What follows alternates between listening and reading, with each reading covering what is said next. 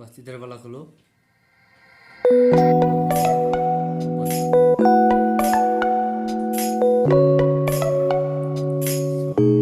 ये खाली नोटिफिकेशन का बंद किया हुआ है, अब इसको भी थोड़ा खोल के देखो। ऊपर तो दिख रहा है, नीचे क्या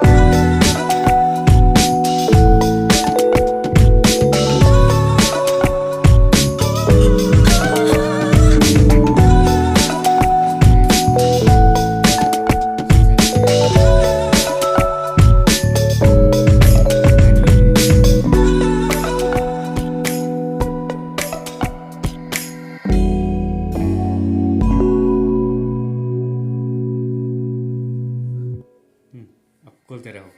ये मेरा मिस्त्री है, ये देखिए उधर ये सब कुछ रखा है क्योंकि इसका फ्रिज के वजह से वो लिया है। इधर भी एक बल्ला, इधर वो गैस का सिलेंडर है, इसमें दो बास्केट है, वो भी खोल के देखो।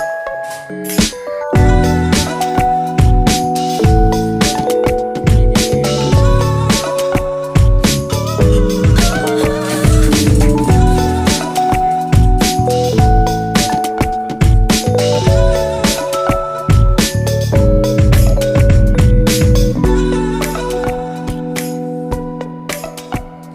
नीचे पूरा